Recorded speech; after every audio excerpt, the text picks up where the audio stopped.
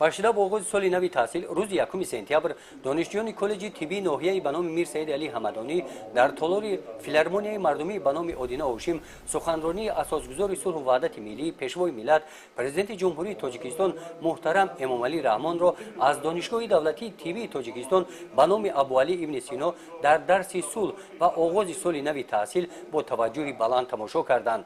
дар баромади президенти ҷумҳурии Тоҷикистон бахшида ба рӯзи дониш таваҷҷӯҳи роҳбари давлат ба дараҷаи касбияти мутахассисони соҳаи тиб равона гардида қайд карда шуд ки ба ҳалли масъалаҳои вобаста ба тайёр намудани мутахассисони соҳаи тиб аҳамияти аввалин дараҷа дода шавад.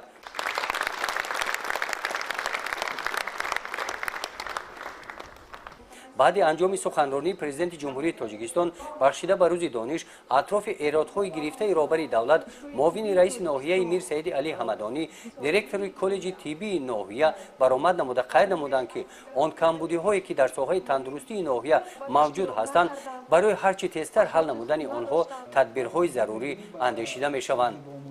дар самти беҳтар намудани вазъи муассисаҳои тандурустии ноҳия аз дастгириҳои ҳукумати ҷумҳурии Тоҷикистон изҳори миннатдорӣ намуданд. дар ин рӯз дар вазъияти идона ба аввалин хатмкунандагони коллеҷи тиббии ноҳияи мир Саиди Алӣ Ҳамадонӣ диплом дар бораи хатми коллеҷи тиббӣ супорида шуд. ин хатмкунандагон фаъолияти минбаъдаи худро дар муассисаҳои тиббии ноҳия идома дода ба аҳолӣ хизмати тиббӣ мерасонанд. гузориши хоҷа Назриф Худойназар Зуҳуров аз ноҳияи мир Саиди Алӣ Ҳамадонӣ барои барномаи иттилооти Навид.